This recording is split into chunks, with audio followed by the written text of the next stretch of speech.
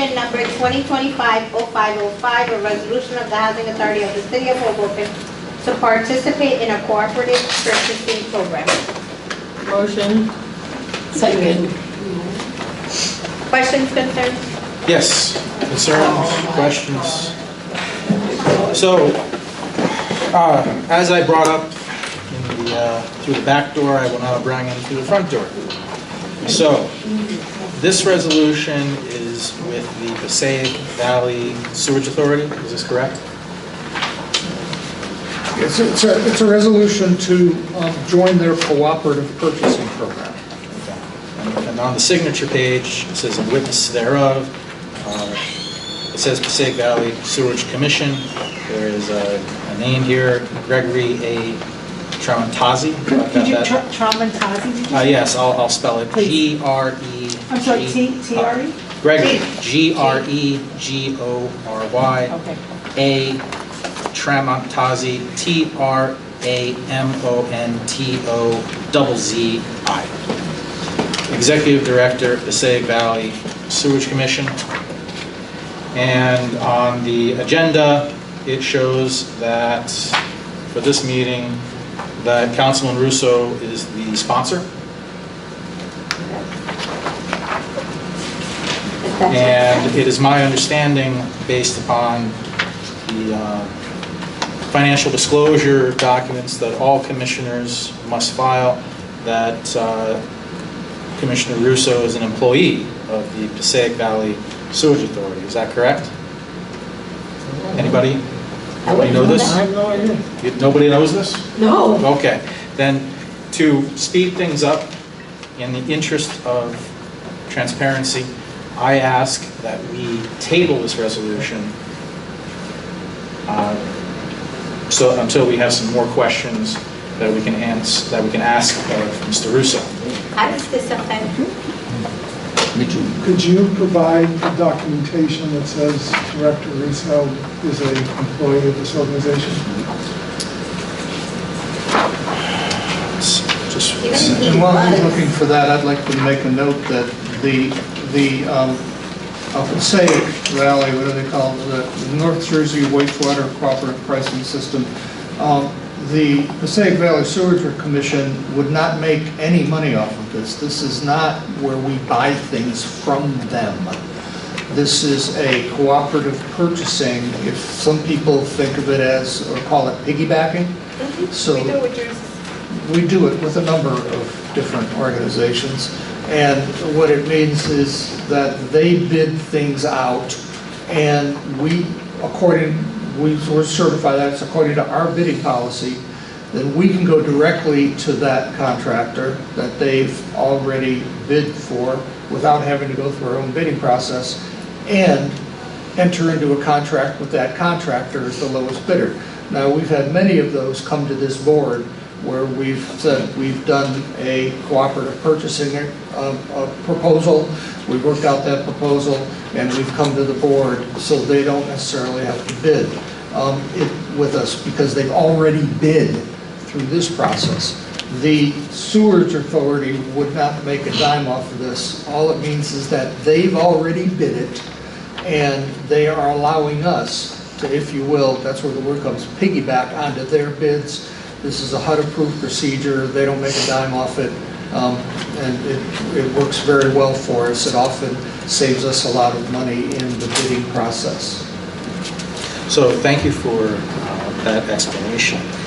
It is precisely because of what you just said that I have consistently opposed all agreements, all of these cooperative agreements known as piggybacking, because it does circumvent the Hoboken Housing Authority's process. No, it doesn't. By already going through somebody else. Well, I disagree that it does. I completely disagree with Yeah, you. so- I believe that we are creating a circumstance where procurement is being outsourced to another organization. And as long as that organization has bidded according to HUD guidelines, HUD, our auditors, fee account, everyone's comfortable with that. That is a tried and true procedure that is used, and folks have piggybacked on ours, and we piggybacked on theirs. It works. And I'll point out, Director, it's not just HUD, federal, it's Yeah. also a state-approved Yeah. method of procurement. Well, I don't necessarily care that it's state approved. In practice, it circumvents, procurement. It doesn't circumvent procurement, it's an It makes alternative it harder. procurement process. It makes it harder to detect fraud. That's your opinion. That is my opinion. As a former procurement manager, as someone who's been on this board for 10 plus years, we did not do this for a long time. And then the chair put herself and Commissioner Russo on the procurement committee, and now we're having all these cooperative pricing Oh, it's agreements. before that. Way before I've that. been using them my whole career. Thank you. They work. Thank you. They work to, I just love the idea. they work to make the process less transparent. Absolutely not. Okay, so do we So- have a? But I'm concerned that, to answer Commissioner Edwards' question, I don't have the document in front of me, but according to the financial disclosure forms that we're all supposed to sign, the latest one that I saw for Commissioner Russo indicated that his employer was the Passaic Valley Sewage Authority. So Commissioner Stanford, I have a question for you. You knew this prior to coming here, and you decided to come here and bring this up without bringing any type of proof of what you're saying, but you knew you were going to ask these questions. Because you asked this, or you specifically stated this a few hours ago, I want to say, when you were discussing the director's report. I had no idea that Commissioner Russo wouldn't be here. I thought I could ask him directly. No, but you still bring proof. You can't just make accusations. It's not an accusation. It is an accusation, because you don't have proof to show me It's an that. accusation that a man is employed somewhere. Well, That's- that's what you're stating, but you're not giving me proof that this is what's happening. And that's what he's asking for. So then, I request that we table, and I will provide you the proof. Give me the time. So, I would like to ask the attorney, if even if he did. Councilman Commissioner Russo does not vote on this, is there any conflict? He wouldn't be voting. So, right, there is not a conflict of interest on behalf of someone who's not voting on the resolution. I'm not passing judgment on whether there would be a conflict of resolution were he to vote on it. We had nothing to do with the preparation of this resolution, so I'm not familiar with all the background. However, you're alleging a conflict Yes. on someone who, unless I'm missing something, is not going to be voting on this. So, I don't want to get too far into a hypothetical, but if he were here, I'm assuming you would ask him to recuse himself Yes. and not vote, Yes. which is what which No, is that's what an assumption. which is what I It's can not here. safely assume, unless something changes in the next 2 minutes, is going to happen. So Commissioner Russo did participate in the production of this document, allegedly, because he is the #1 sponsor.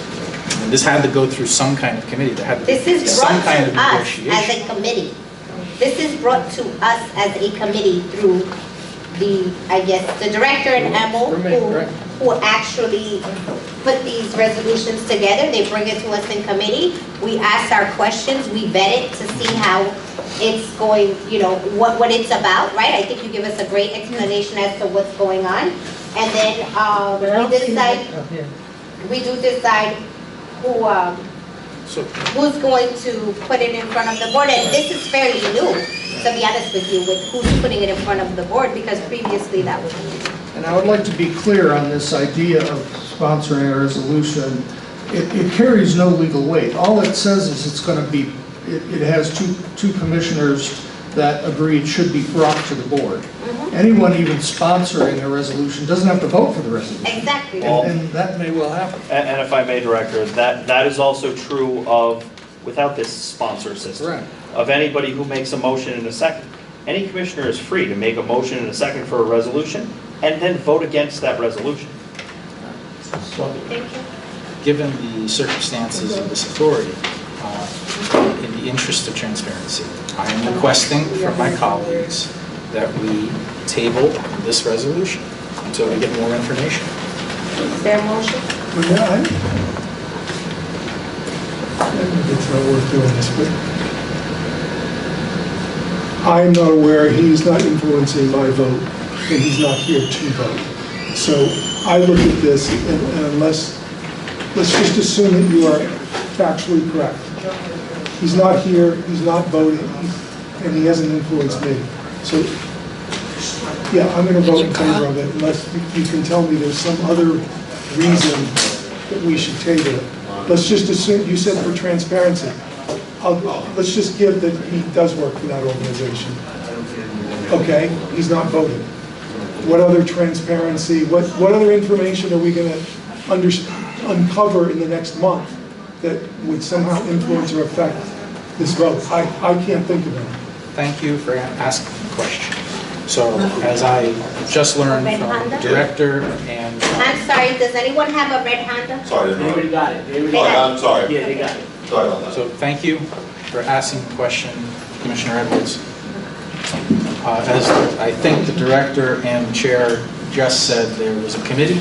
I believe they're part of the committee, and the way this resolution, are you part of the committee?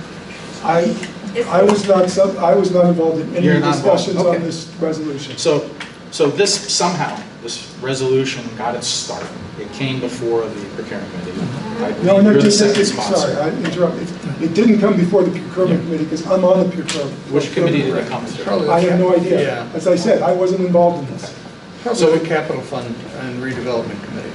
Okay, so it went through some kind of committee process. You Yes. said it went through some kind of vetting process. Correct, And the director was involved in that process. correct, he's always involved with every committee. So to answer Commissioner Edwards' question, I'm not sure if you were on the board at the time, but according to ELEC documentation, Oh, God.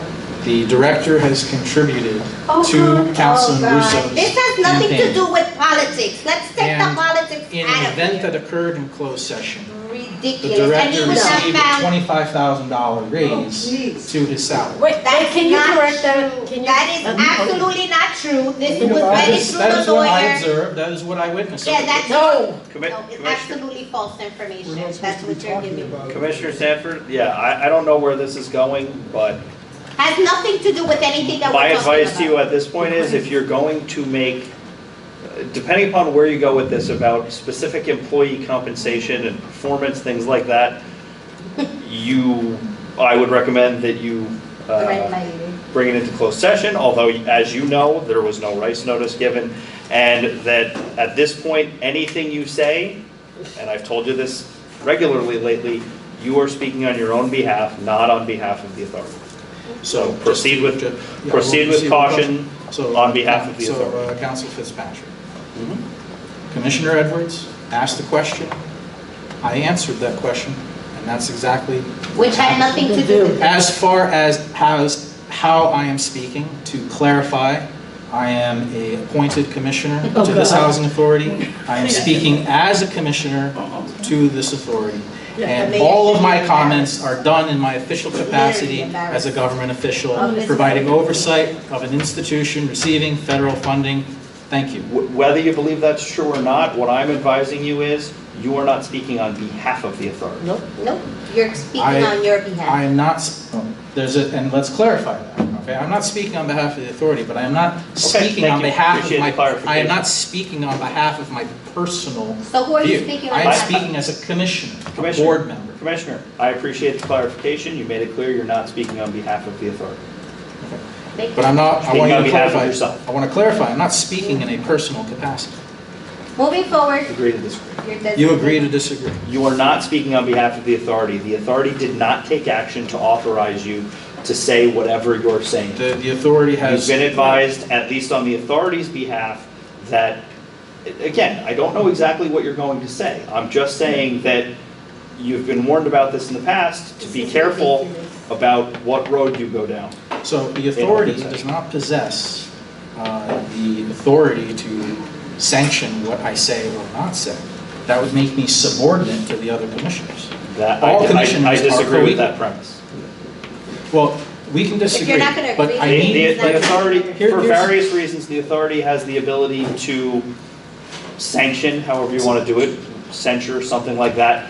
Any So, Please let me finish. Any member of the Board of Commissioners. Counsel, when you say that I am not speaking on behalf of the authority, I require to put on the record that I am not speaking in my personal capacity. I am speaking as a member of the authority. I am speaking as a commissioner of the Board of Commissioners. In my official capacity and not in a personal capacity. Yes. That's all. Again, agree to disagree. So Moving you forward, think I'm could we speaking move in a personal forward? capacity? Could we please move forward? If you have no further questions, I'd like to call a vote. All right. Motion to table this resolution. Is there a second on the? No second. Could we move forward? There's no further discussion. Could we please There's close one- the vote? there's I one- have stated that there is no further discussion. Could we Madam please call Chair, the vote, if you want to Director? close discussion, you need to make a motion. No, I don't. I do You not don't? need to No, close. she doesn't. Since No? when? Discussion is So, closed. I do Please, have, I thank you. Could I you do please call the have, vote, I do Director? have another question. Director, if you, I do have Commissioner another Sanford, if you continue to interrupt me as the chair, I will ask the police officer to remove you from the board, Oh, wonderful. from the meeting. Wonderful. Is he gonna use Director, his handcuffs? could you please call the Madam, vote? Madam Chair, I I have. have the right, I Madam Chair, have the are you right gonna to throw me continue out? this meeting. Are you gonna throw me Go out? ahead, Madam Director. Chair, Yes.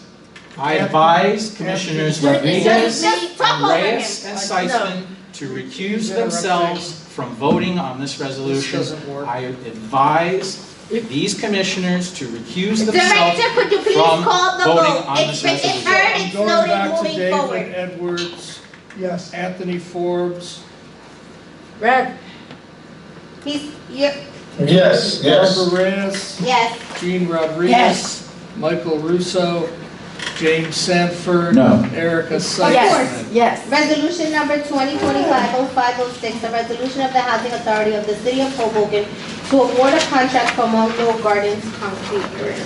Motion. Question, second, Second. questions, concerns? Director, I have one question. Where would this work be taking place? In the parking lot? Is that- This is going to be over on the side of the building. Oh, yeah. That side where there's been a spot there that has been used for junk and a little garden at times, but it's kind of been a wasted space, and we are turning that, our plan is to turn that into the Aaron Lewitt Garden. Oh, nice. And this work will make it able for wheelchair accessibility Oh, nice. and all of that. So we're going to do that whole side to make it a garden area that residents can plant, and we can do that memorial Oh, for that's Aaron. very nice. That's what this is about. Thank you, Director. That was my only question. Mm-hmm. Call the vote? I David have a question. Edwards, I have a question. I'm sorry, call the vote? No, I have a question. Call the I vote? let you. I have asked, you don't give me the authority to speak. I asked clearly, does anyone have any questions? You didn't have any questions. You- I said, moving forward, Director, could you call the Every vote? commissioner has the right to be Call the heard on vote. a resolution. Call the She vote. asked and you didn't respond to I You her. just did not responded. respond. Call She the did. vote. Go back. How is this resolution? He's gonna do this throughout the entire meeting, Director, so How you is could this please call the vote. David Edwards, Yes. How is You need this to Anthony put this Forbes. much effort throughout the month. Anthony Forbes. Yes. Barbara Reyes, Yes. Gene Rodriguez, Yes. Michael Russo, James Sanford, No. Erica Seitzman. Yes. This is just a tactic to have us here to this time. Resolution number 2025-0507, a resolution of the Housing Authority of the City of Hoboken to award a contract for playgrounds work. Motion. Second. Questions, concerns? Yes. You are not the chair. Stop Oh, speaking for well, me. you shut me down on the last resolution. did not wanted shut I to- did not. I clearly asked, are there questions or And I concerns? said If I you do. listened, you would know that. I don't need to, I Why have you been listening? listening. I've given you, you've taken over this entire meeting. Most of this meeting has been you. You need to put this much effort throughout the month to everything else that we do. Madam Chair, why are you raising your voice? Because you make me. That's why. All right. Yeah. Well, I do have questions. May I ask those questions? Sure, as sarcastic as you be. Absolutely. It's not sarcasm. Yes, you are. Moving No, I'm forward. just trying to be polite. Okay, I'm going to give you enough time. Let's not push it. Ask your questions and let's move forward. Okay, you're not going to throw me out, right? Well, keep pushing it. I just might. Oh, good. So I can get there. Yeah, you absolutely All right. can. You know how to push the buttons. We know exactly what you're doing. No, And at no, this I've- point, I don't care anymore. 10 years. Because you are the most disrespectful commissioner on this board. 10 years and I've 10 years experienced. of doing nothing, mask. Oh, thank you. 10 years. Madam You Chair, gonna may throw I me say out? something? Yeah.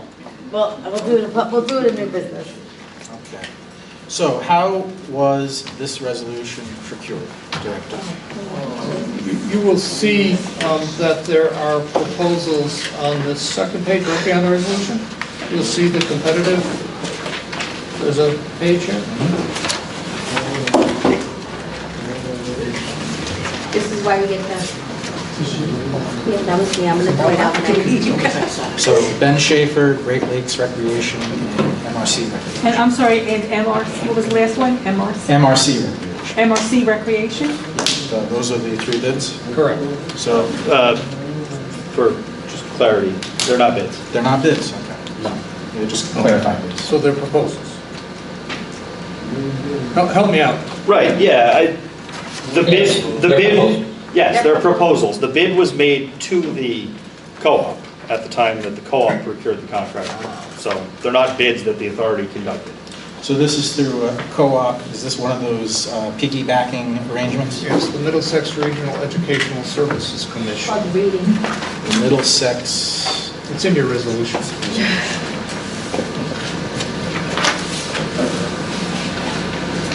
so then the authority did not directly participate in the review of the procurement of They this. can't accuse them of doing Yes, it is anything. part of the, it is part of the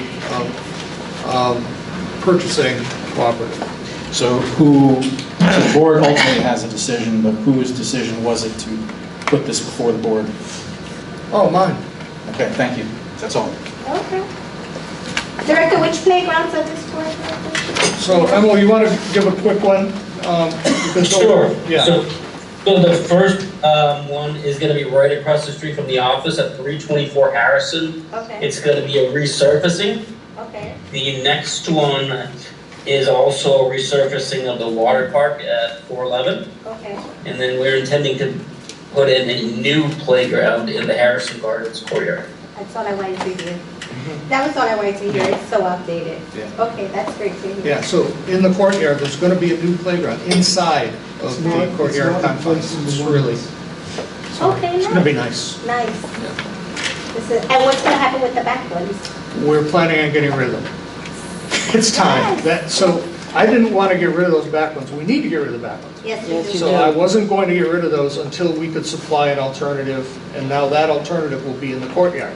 And I think that's a great idea because to be honest with you, our kids use it during the youth program. And I know maintenance has found where, I guess they hang out there at nighttime and their beer bottles are broken and so forth. So it just may cause a problem. So having it in the front where only the residents can use it, That's we right. have that. Good solution. Okay. Call the vote, Director? David Edwards, Yes. Anthony Forbes, Yes. Barbara Reyes, Yes. Jean Rodriguez. Yes. Michael Russo, James Sanford. No. Erica Seitz. Yes. No. Resolution number 2025-058, a resolution of the Housing Authority of the City of Hoboken to reopen its public housing waiting list for select unit sizes. Motion. Second. Questions, concerns? Yes. Of course. Anybody else have questions? Wait, That's not up to you. wait, before that, may I add something? Before we have questions, I think we should just ask, because I am the sponsor, along with Commissioner Rodriguez, and we were explained all this, and Frank even gave even a better detail of what's gonna happen. I think it would make sense if we asked them to give the same explanation that they gave in the committee meeting for everybody. Absolutely. Before we have the questions, because there may be some questions after the explanation. Sure. So would that be okay, Director? I think that's perfect. I think that's perfect. So, Frank, the ex-director of maintenance, because our current director of maintenance couldn't make it tonight, so I'll give it back to Frank. Management. Management, I'm sorry, I'll give it back to Frank on this. Well, to start, I want to let you guys know that we need the lists open. We have a need right now for specifically the ones and the twos.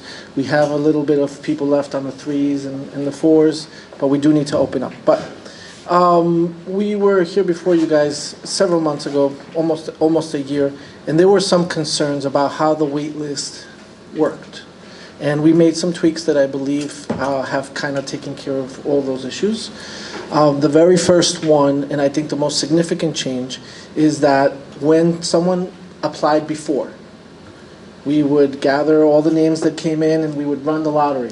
And it wasn't until after the lottery that we would then, the names would be selected, and then we would go and actually verify their preferences because it was such a big lift to do it that way. That created circumstances that made it unfortunate because some people would give preferences that weren't real. So then people would fall off the list, and that was awful, especially when it came to Hoboken residents or to folks that are saying that that they're veterans and do you have your paperwork. So one of the major changes that came to this, to the way that we're doing the wait list now, is that there is a period immediately after the application period in which folks will then receive a letter saying, hey, we've received your application, please submit your paperwork. We must check your preferences. So now we're going to have this time in between where we're going to check the preferences ahead of running the lottery. So by the time that we get to the lottery will already have everybody vetted on it. So once we get that list and we get those names that we want, we will feel confident in the fact that those who say are veterans, those who say they are residents are residents. So I think that is one of the most significant changes. That, along with the fact that we're now proceeding to have a list per bedroom size. So now we will actually have a list for each bedroom size. So in the future, we will no longer have to come to you guys to open up the whole list if we only need a 1 or a 0. We might run out of 1s first before anything else and just say, board, we need the 1s opened. But what we're asking of you is that we want to open up the wait list for 2 days at the end of May. We're suggesting those dates because it's the closest that we can get to based on the vote, and we need to have a certain amount of days that it has to be in the paper. So we are going to select 100 applications for each bedroom size when it opens up, with the understanding that those folks that are going to be applying for a 0 bedroom can only apply for those at the senior buildings. But I think this is the way that we've laid it out now. We're going to seek a smaller amount of applications so that we can open up the list more frequently, so that we can keep the list fresh. I think what happens is a lot of times, and in the first couple of grabs that we did of the wait list, we had really big numbers and we accepted a lot of applications. The vetting process was different.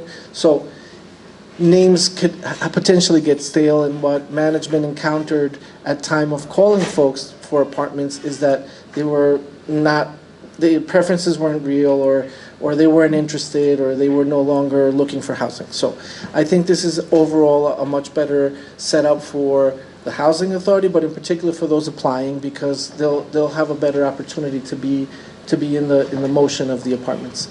Currently, as the director said, we are teetering on the 98%. So luckily, we don't have a lot of vacancies like we've had in the past. But as we know, we do have the court proceedings that are coming, and there's going to be some unfortunate, displacement of families, and we're going to have some vacancies. So we just want to make sure that we are prepared to occupy those units, so we don't lose them, because we have worked so hard to get to that level that we don't want to digress from there. But Eric, I don't know if there was anything in particular you wanted me to that you felt useful that you would like me to bring up. Actually, could I interrupt? Of course. Could I just add to or clarify a couple things Frank said, just to make sure members of the board understand? So, as Frank started to explain, this is really just a procedural change. There's no actual change to the ACOP, which is guiding the opening of the wait list.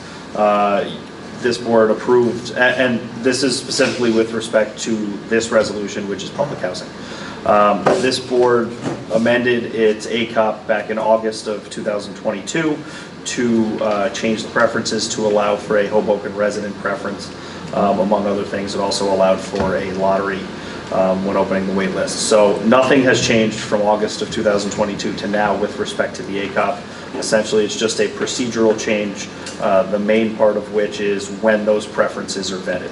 And the goal there is to try and create more transparency so that people don't fluctuate where they might be on the list as a result of the later vetting and then it causes some confusion in terms of where somebody really is on the list, should have been on the list, why did I move? It's to try and make it a little bit more clear for the residents. The other, Frank mentioned that there will be multiple lists, and again, that's not necessarily a change in the any policy or anything like that. It's just a change in terms of how it's explained to applicants. So now they will be able to go on and check eventually if they are placed on a waiting list. Where am I on the 2-bedroom waiting list? And they're number 7. Somebody else will also theoretically be number 7 on the 3-bedroom waiting list. So that is something you have to be a little cognizant of when somebody says, oh, I'm number 7 on the list. Well, there will be multiple number 7s on the list. The next one is, Frank mentioned the placement, 100 applications. That is the actual placement. So 100 applicants will be placed on the waiting list. That doesn't mean that only 100 can apply. It will be open for 2 days. Lists will be open for those 2-day periods. The Housing Authority, I expect, in at least some cases, if not all, will get more than 100 pre-applicants for those spots. But eventually, after that initial preference screening and a lottery, 100 will be placed on the list. Is that 100 total or 100 per bedroom? 100 per bedroom size. Good question. So it's 400. For public housing, correct. Yes. And then the last thing is, there is, and this went through the committee, there is a guidance document for staff in terms of exactly how this is going to be run so that staff can better answer questions from the public, and I'll leave it up to you, Frank, in terms of... Yeah, and I think that in the future, as you guys saw that video, I think it would be helpful to have a video that explains the preferences and the wait list so that it's helpful to residents as well. I have a question, Yes. Frank, because you mentioned that something that we're changing is the fact that when they apply, instead of running the lottery, like we will be getting back to them with a letter asking them to prove Yes. their preferences. Could we be very specific in that letter in stating that that does not mean that they are on the list? Because I think it might bite us in the behind. If I may, Madam Chair, that has been discussed extensively, Okay. and we haven't actually seen the result, but part of the discussion was that at each step of the process, at the pre-application step, somebody will be given a pre-application number. And it's in the guidance document that is intended to track the pre-application. It does not indicate placement on the list, and it does not indicate the number of placement on the list. So these individuals will know that, they will have that. Yeah, They will get, when they submit the pre-application, they will get a pre-application number, and at least the discussion was, they will get notification with that, whether, I don't know whether exactly how it's going to work, whether it's in the email, whether it's a pop-up, saying this is your pre-application number, and this is only to be used for pre-application tracking purposes. It is not your placement. Thank you. And then again, when the lottery is run internally, there will be a lottery number. Again, that is not placement on the waiting list. Finally, if someone is placed on the list, they will be able to go on. My understanding is that's the intention. They'll be able to go on and see where they are on their specific waiting list. However, and I don't want to belabor the point, I know it's late, but this is, to me, is an important one. If you get questions, if the authority gets questions, if commissioners, you get questions, somebody's position on a list could change. And if somebody is 1 today, they may not be 1 tomorrow. They may be 2 tomorrow. For, let's say, for example, you saw the transfer video before. If there is a transfer requiring a shift in that, so let's say it's for purposes of domestic violence or an involuntarily displaced person as defined by the ACOP, then that person would get priority over somebody else who is on the list. So there is a chance that someone could go on one day and they're 1, the next day and they're 2, but there is a reason for that. Yes.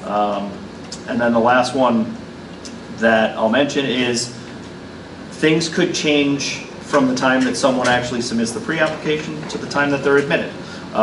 So there will be another vetting process, correct, before they're housed, where those preferences will again be confirmed. Essentially, if someone was An involuntarily displaced person, which I'll point out does not mean homeless. It's a very specific definition under the ACOP. They may not be an involuntarily displaced person when it actually comes time to house them.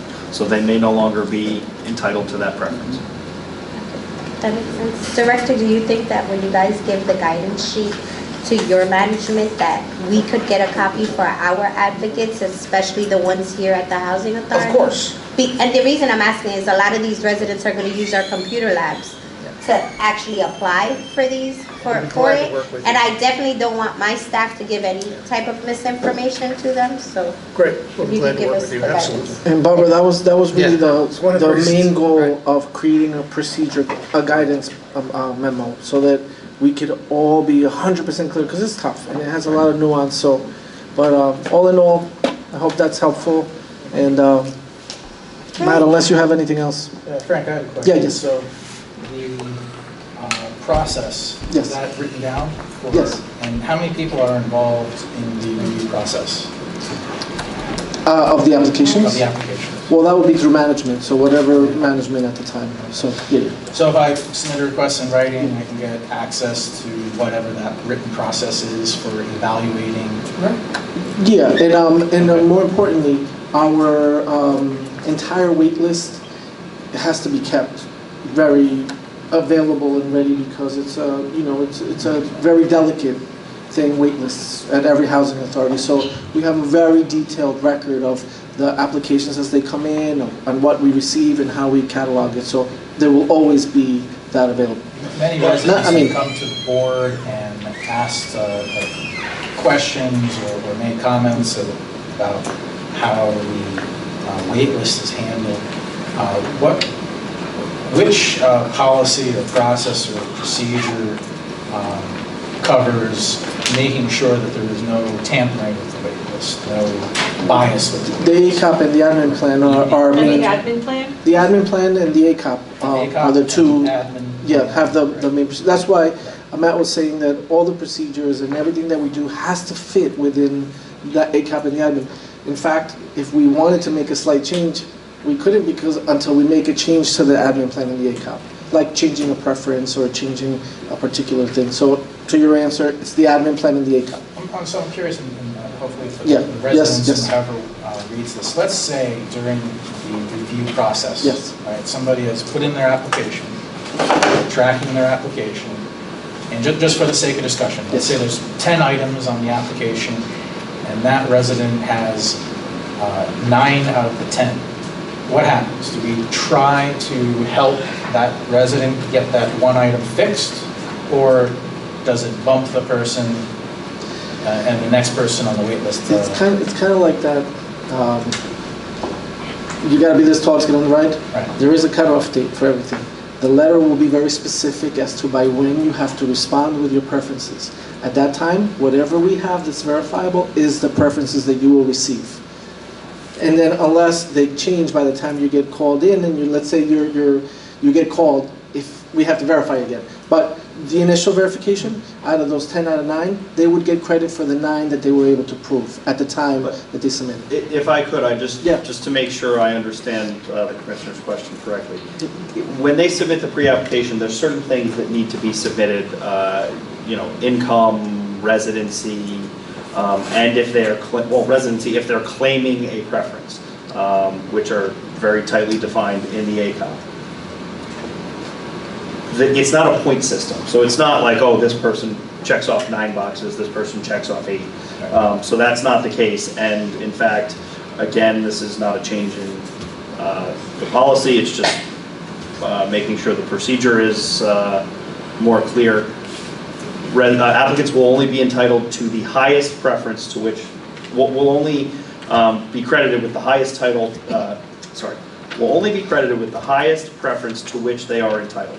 So if you check 2 boxes for 2 separate preferences, you do not get 2 points and move above anybody else. It's just the highest preference, which, for informational purposes, it's always going to be the highest preference. If you have it, is a veteran's preference. That's required by state law. I guess where I'm going with the question is trying to understand what, if any, ability we have to, let's say something is just a mistake, right? Just a mistake on the application or a smudge, or just a small, an I that wasn't dotted, a T that wasn't crossed. What, are we able to help the residents? Well, even to this point right now, we see intakes for people who applied 15 years ago. And they come in and they say, you know, and if they have proof in their hand, we will help them now. Okay, so we're able to help. Yes, yes. We're able to. And the process for that would be through an intake, and they would have to have their proof. The burden would be on them. Absolutely. To prove that. Absolutely. But it's not like you look at the application and there's something missing and it just goes to the bottom. Yeah. We try to help. And then they're going to get communication back, at which point, if they have a question of that, that would trigger for them to come in and say something about it. But let's say it happened not in real time, maybe they thought about it 3 months later, a year later. Everyone's always welcome to come see the director. And if they have proof, we can certainly make it fair. Let's say someone is at the topic list and you go back to them and you request information. How much time do they get to Well, request that information? for the initial period, in order to be able to run the lottery, there's going to be a very strict window in which they have to respond to. And in that time, we're going to qualify the people that submit what they submit at that time. What you're saying in your case is someone can still bring that forward and say, listen, I think something was wrong in how you calculated my thing. And that'll be triggered by the letter that they receive when they say, hey, I didn't get the preference. Why? I submitted XYZ. Something's not right. So then they would have the ability to come in and challenge that. All right, so I'll request the ACOP and I'll request the administrative, what is it, the administrative? We have an ACOP and the admin. So, They're both on the website. my understanding is they are posted to They're the both on the authority website. website. Yeah, The policy section of the authority website. And they've said this before. What's the director? You can get them. No, I'm just saying you can get them tonight if you need them. Thank you. Okay, Director, call the vote. David Edwards. Yes. Anthony Forbes. Lewis Rep. Yes. Barbara Reyes. Yes. Gene Rodriguez. Yes. Michael Russo, James Sanford. Yes. Erica Sykes. Yes. Resolution number 2025-0509, resolution of the Housing Authority of the City of Hoboken to reopen the housing voucher program waiting list for select units at Fox Hill Gardens. Motion. Second. Questions, concerns? Yes. What does select units at Fox Hill Gardens mean? Is it, Want to take it? Let me take it. So, correct me if I'm wrong, what bedroom sizes are there at Fox Hill Garden? 0, 1, and 2. That's it, 0, 1, and 2? Okay, so this is, in fact, it's all bedroom All sizes at Fox Hill. Right. There are, And the other one, there was Yes. 5 that wasn't selected. That's right. yes, Yeah, it's in the fourth paragraph of the resolution. right. so, and I'm just working off of feedback that I've gotten from residents at Fox Hills. One. Sorry, what was that? Did Nothing. you have a comment? No, not at all. So, residents at Fox Hills who've given me some feedback about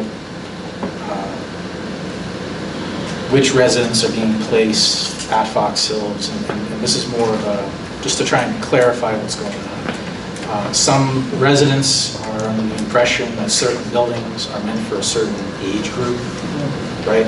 Are you familiar with what I'm talking about? Is Fox Hills one of those buildings? Unfortunately not, neither is Adams and Monroe. We are senior disabled, and that is where the pain lies. That's an or, if Yeah. I may. So it's a senior or disabled. Senior or disabled. So technically, someone could be 18 and disabled, Right. and that's a big, Right. between the 50, 60, 70 years. Yeah, and just for the sake of clarity, it's what is perceived or what is claimed that younger persons are being placed into buildings with older persons and affecting the quality of life of our older residents. It's a national issue. We're not the only organization that deals with this. This is a federal regulation where the definition, actually, if I'm right, the definition of senior housing is over 62 or disabled. That's the definition. And it's a federal law that our housing is for senior and disabled individuals. And if you're, well, I think you made a statement that, might that disrupt? Yes. Yeah, you've got an 18-year-old, 20-year-old living down the hall from an elderly person, yes. But that is the deal that Congress struck, and that is the law. So housing authorities across the country deal with this issue of different cultures cohabitating. Can the board do anything to change that? You just said it's the law. The answer is no. The law from the land. Thank you. Okay. But to your point, Commissioner Smith, that is, like the director said, that is a real pain point. It's a reality, it's a problem. And if there is anything that anyone can think of that we can do towards that, or as a whole, that we can work towards that, I would love nothing more. And maybe even part of the redevelopment might give us the opportunity to separate some of those age differences. So that's something that as a board we could do. So if we determined that maybe like somewhere in phase 2 or 3, we wanted to take all the young disabled and maybe only select those so that we could, that's something that we can talk about, but it is worth keeping it at the top of our mind because it does affect our seniors, and I think that would, kind of like what we're doing with the parking right now, that would be a really good quality of life change if we can achieve that at some point. But as long as it's a law, I don't know that we can. But if anything that we can think outside the box or find solutions, I think that it's worth our time to try it. Yeah, and I will say that I think in theory, we finally found something we agree with, without a doubt.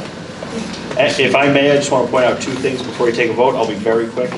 One is, as opposed to the previous resolution, this is Section 8, so this is governed by the administrative plan, the admin plan. So they are different governance documents, and the second related thing I wanted to point out is, as a result, you will notice that the preferences here are slightly different, because currently the preferences in the ACOP do not directly match the preferences in the admin plan.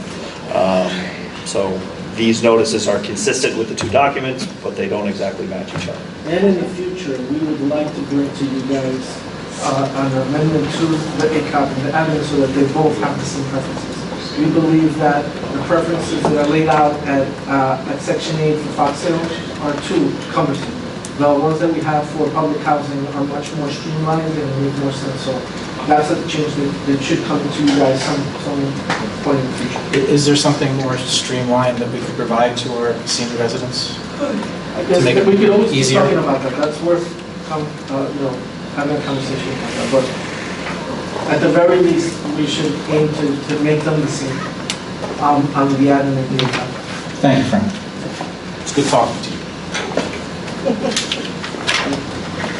Director, call the vote. David Edwards. Yes. Anthony Forbes.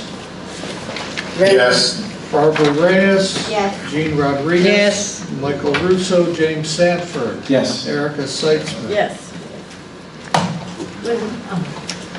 Motion please. What about new business? New business? Yes, I'd like to make a motion to terminate the contract for the general services agreement with Fitzpatrick and Waterman. Motion, is there a motion on the floor? That's your motion? That's my motion. Is there a second? There's no second. Motion fails.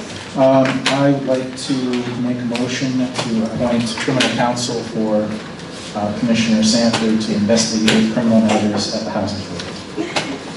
There's a motion on the floor. Would anyone like to second this? Motion fails, no second. Okay, thank you. Motion to close? Motion. I mean, all in favor? Aye. Let's go. Thank you. Have a good night. Thank you, Board. Right.